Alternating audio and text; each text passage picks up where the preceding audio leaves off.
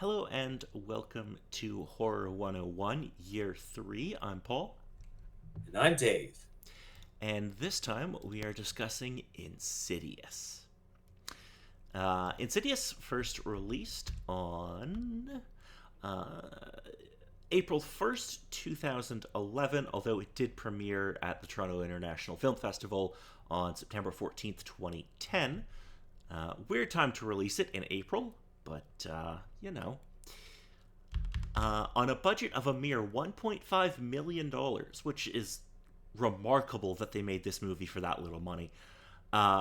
It grossed just over $100 million at the box office. Hmm. All right, so let us get into the story. So, married couple Josh and Renee Lambert have moved into a new home with their sons Dalton and Foster and their infant daughter Callie. One evening, Dalton sneaks into the attic where he encounters a mysterious entity after falling from a rickety ladder and hitting his head. The next day, he inexplicably slips into a coma. 3 months later, with no signs of improvement, Renee and Josh take Dalton back home from the hospital. The family starts to experience frightening paranormal events, including strange noises and their home security alarm going off on its own repeatedly. Foster claims that she has seen the Foster claims that he has seen the comatose Dalton walking around the house, and Renee finds a bloody handprint in Dalton's bed.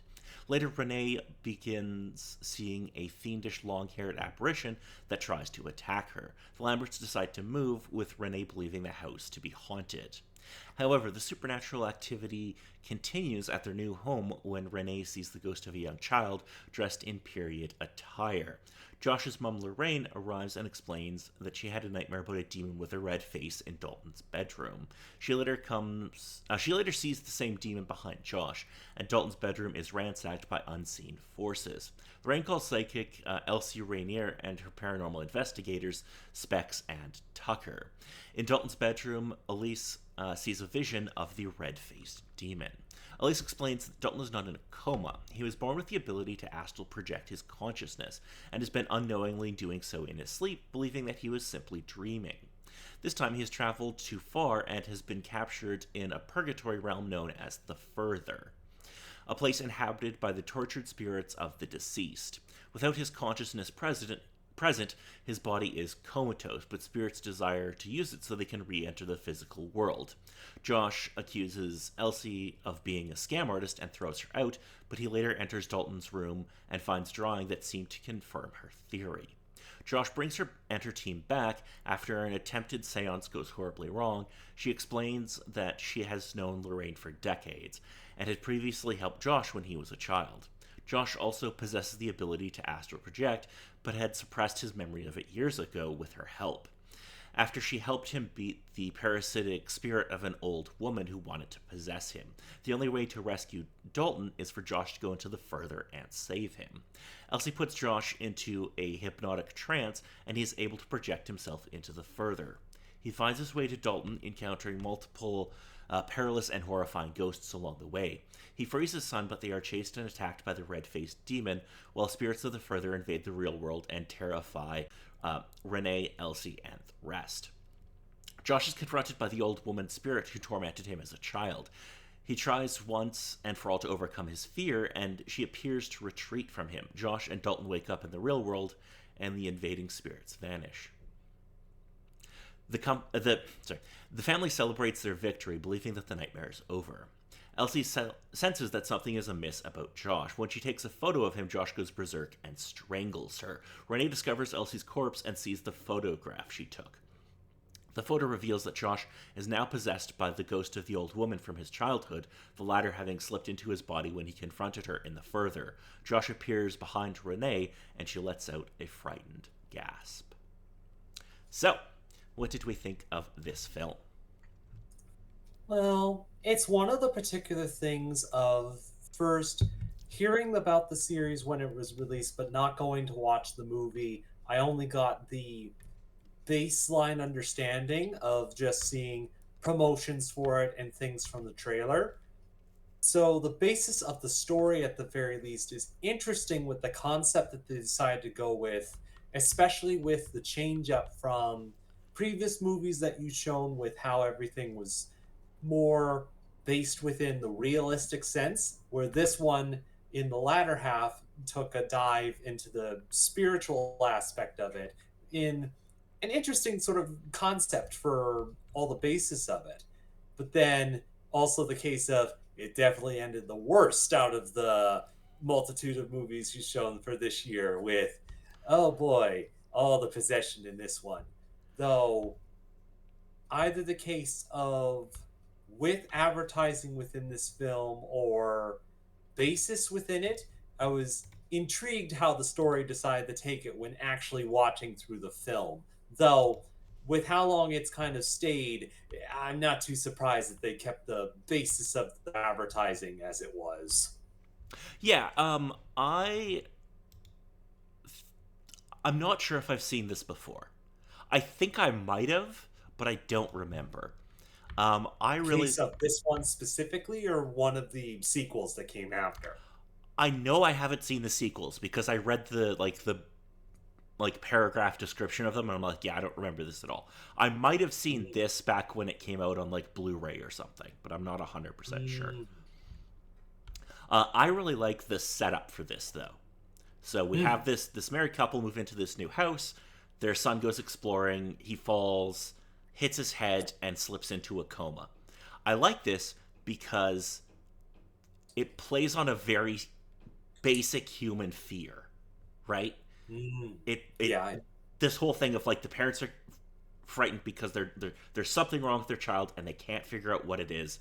That is such an easy concept to get people in to a movie, Mm. right? Like Mm. that's something that just as a human being you immediately go, oh shit. Mm.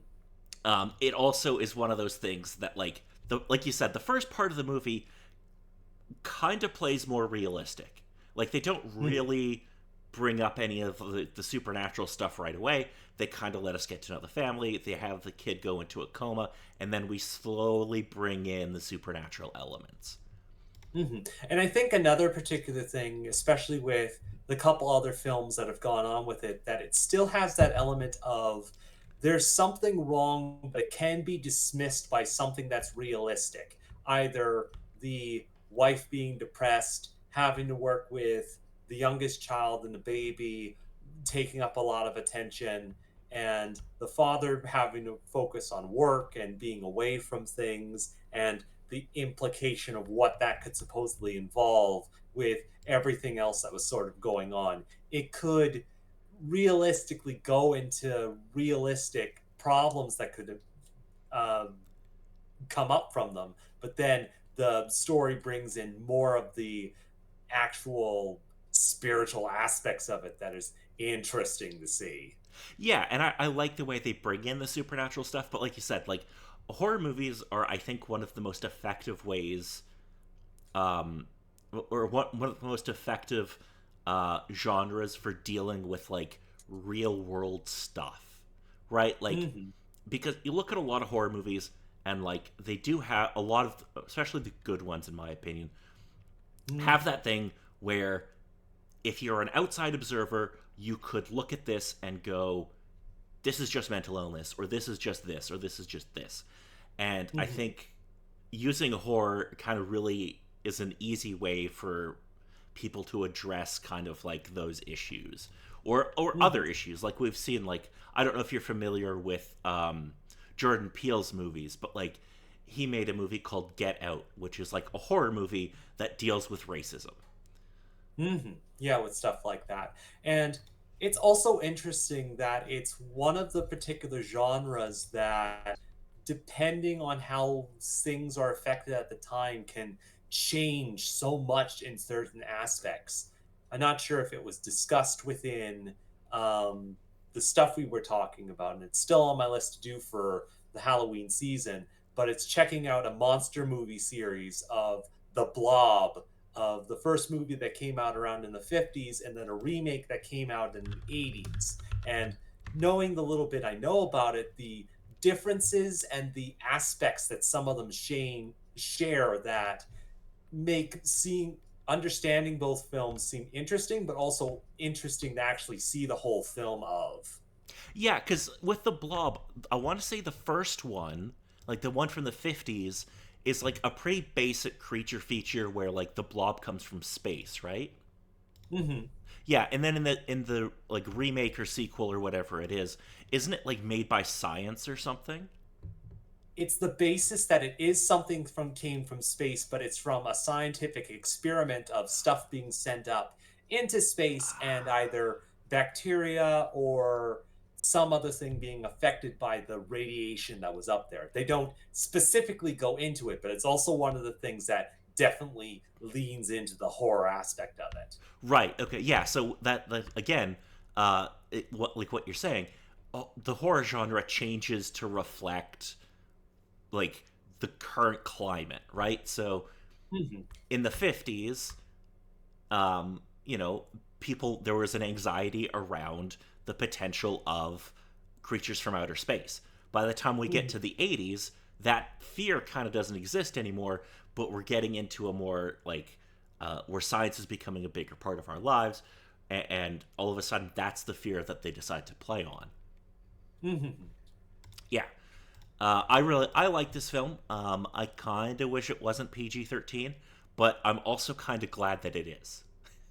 Hmm. I think that's also another particular thing with it that it works within the cons or basis that it's supposedly in and can at least dabble with certain things from there. I'm honestly not sure of anything that they could supposedly add to the story aside from the one or two more adult things that would have affected the story that much. As it was a decent enough story for the concept and idea it went with. And as a side sort of idea, just with the possessive ghosts that are within the story and the idea of God, what was their story for what the heck happened to any of them would interesting were interesting sort of thoughts that kind of passed through my mind as the film was going on. Yeah, no, that's an interesting thought because there is this thing where we see a bunch of these like these spirits or ghosts or demons or whatever they are, and we're like, and it's like, oh, like that's a movie if you wanted to make it. Like you've opened the door for so many potential spin-offs, right? Because we have the old lady, we have the red-faced demon, we have that family in the further that it looks like the daughter murdered the rest of the family. Like that's a potential for a spin-off. And also obviously this movie sets up a sequel very very clearly at the end. Most definitely. I'm kind of surprised that the studio let them go with that ending because it's so clearly sequel baiting, and the sequel didn't come out for like 2.5 years or something. Yeah, I suppose, but it is also a bit of a case of depending on specifics within either the contracts or how certain things kind of go with either movie idea and or show runs with a bit of the experience I know of. That sometimes they have an idea and can get something out, but either cost effectiveness or just how things didn't exactly go to plan within the showing and whatnot from there could just cause issues and kind of leave it on a bit of a cliffhanger in some cases. Yeah, I was kind of surprised that like considering the cost of the first two movies, like the first one, like we said, is made for 1.5 million. The second one's made for 5 million. So $6.5 million. I'm kind of surprised that they wouldn't just say just shoot both of them back to back so we can put them out quickly and try to make the money back that way. But Okay. yeah, That's an interesting thought, though, especially with how it's kind of been nowadays.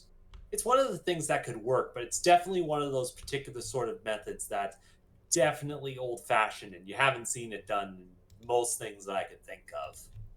yeah, it just to me it's like both of these movies are made relatively like not necessarily cheaply, but like comparing it to like big theatrical releases, these are made on the cheap. Hmm. And I think, especially with how it is nowadays, it could be supposedly easier, but it is also one of the cases of it kind of cheats a teeny bit because a couple of the particular scenes that it has, mostly within the end of the movie in the last third, is a lot of dark scenes of you don't see a lot of stuff going on, and that Yeah, can easily be done within a small room or other sorts of things there. So there were definitely tricks within the film that they did to make it a little more cost effective. yeah, definitely. Like they know they only have like, and it's like it's directed by James Wan, and he's working with Lee Winnell. And if you don't know who they are, they're the guys that made the first. Well, I don't know how many they did past the first one, but they did like the first Saw movie, which was also made on like a shoestring budget. Mm-hmm. So they're kind of used to working within that kind of like, okay, we only have $1 million to make this movie. What? How can we hide things? Mm-hmm. Yeah, I quite enjoyed this. I thought it was fun, and I can't wait to sit down and watch at least the next one.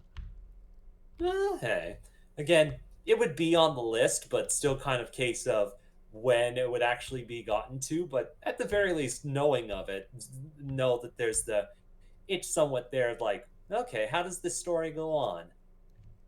Yeah, I kind of want to see what the next part of the story is. I do know that like having read like reviews and stuff, like not like non-spoiler reviews, that the Mm, some of the later movies don't get great reviews, so a mm. little concerning.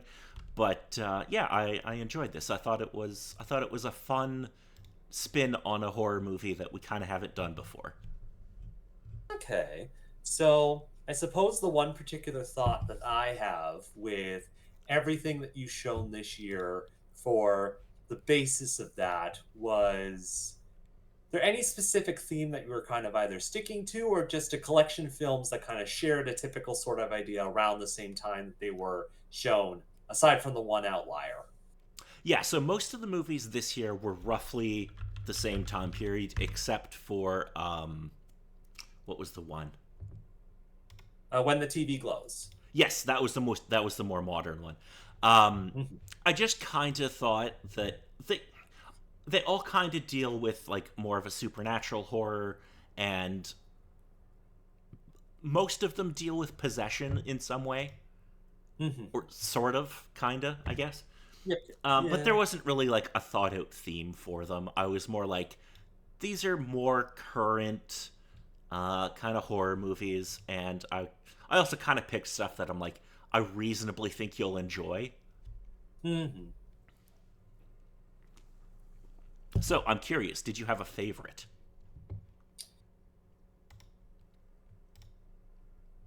Nothing that I can specifically say about all the particular ones that we've seen. Honestly, if it was kind of tiering each of the particular ones, the bottom of the list sadly would have to be When the TV Glows, either for just for outlierness or just the case of it was a more indie production that was a bit more off the wall with its idea and concept. It still worked and it would still have a lot of stuff to go with, but it would still not be as interesting. The Conjuring after that had interesting concepts and things to sort of go off, but sort of stuck to the basis of, it's a typical possession, haunted house sort of story. Then it's sort of tied between Insidious and then the title of it is escaping me precisely, but the case of Oh, The Exorcism of Emily Rose. yes, with that one there.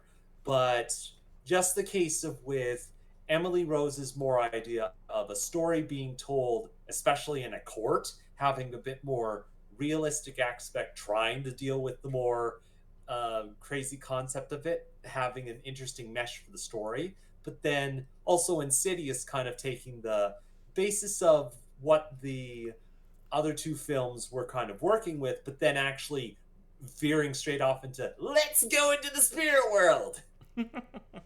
Yeah. So personally, I think my favorite is probably The Exorcism of Emily Rose. Um, Mm-hmm. I just love that movie. I Mm-hmm. also tend to agree with you that I Saw the TV Glow is probably my least favorite. I also really did enjoy The Conjuring and Insidious, though, and I will Mm-hmm. probably check out their sequels as well. Okay. So I'm curious, for next year, is there any particular type of horror movie you'd like to see more of?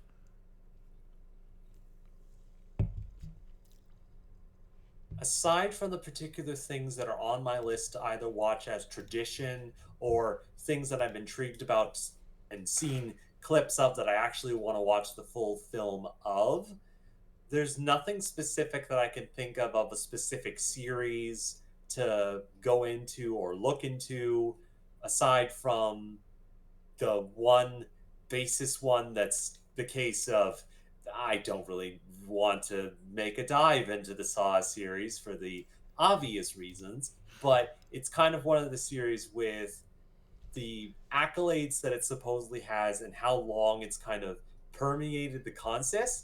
It's one of the particular horror series that's kind of stamped things on what people were looking at the time for horror aspect and how long it lasted for its basis of the horror concept that it sort of worked with.